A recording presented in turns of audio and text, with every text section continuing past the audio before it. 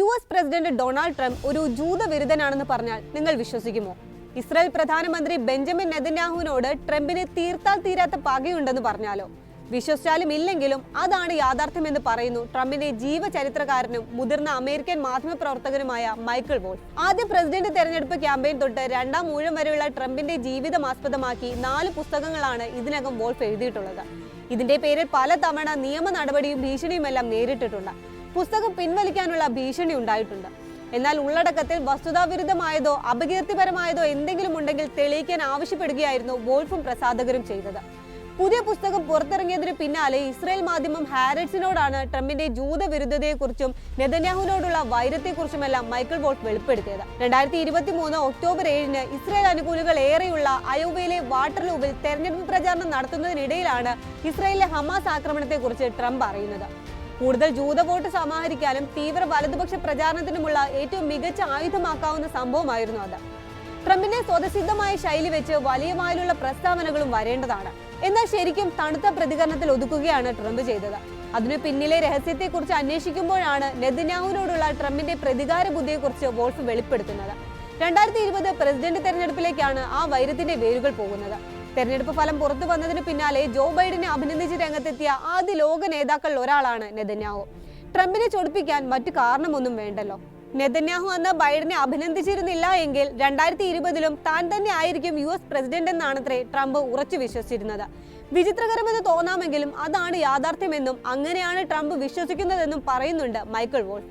October 7-ലെ ആക്രമണത്തിന് ഉത്തരവാദി Netanyahu ആണെന്നാണ് ഇപ്പോഴും ട്രംപ് വിശ്വസിക്കുകയും പറയുകയും ചെയ്യുന്നത്.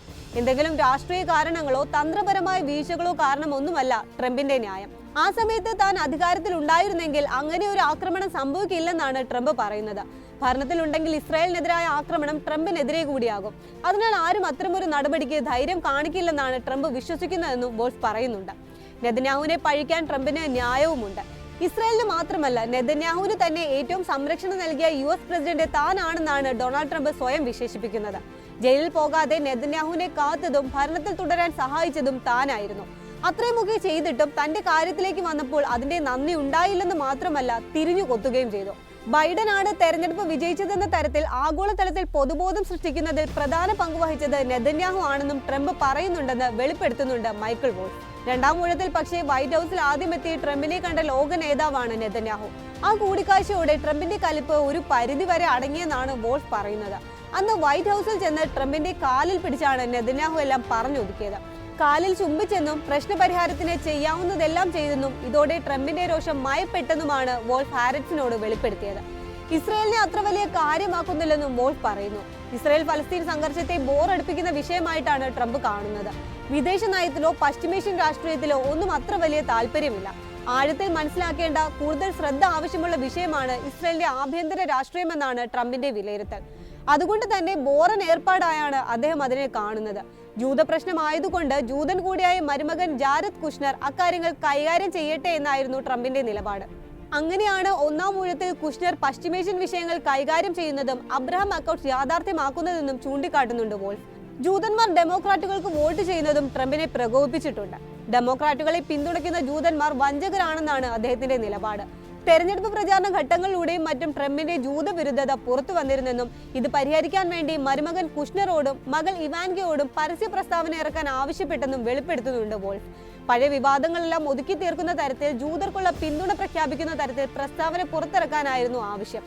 എന്നാൽ ഈ പ്രശ്നങ്ങളിൽ തലയിടാൻ തങ്ങളില്ലെന്ന് കുഷ്നറും ഇവാൻകയും വ്യക്തമാക്കിയെന്നും പറയുന്നുണ്ട് വോൾഫ്. 2018 പുറത്തിറക്കിയ fire and Fury inside the Trump white house ആണ് മൈക്കിൾ വോൾഫിന് അമേരിക്കയിലും പുറത്തും വലിയ പേരുണ്ടാക്കിയത്.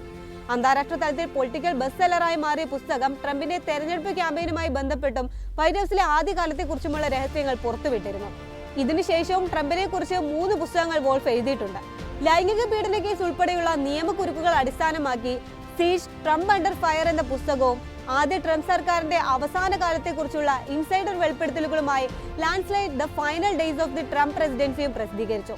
ഇപ്പോഴിതാ all or nothing how Trump recaptured America എന്ന പേരിൽ ട്രംപിന്റെ രണ്ടാം ഊഴത്തെക്കുറിച്ചുള്ള വിവരങ്ങളുമായും പുതിയ പുസ്തകം പുറത്തിറക്കിയിരിക്കുകയാണ്. ആദ്യത്തെ പുസ്തകങ്ങളോട് പ്രതികരിച്ചതുപോലെ തന്നെ വോൾഫിന്റെ അവസാന പുസ്തകത്തിലും വൻ വിമർശനവുമായി ട്രംപ് രംഗത്തെത്തിയിട്ടുണ്ട്.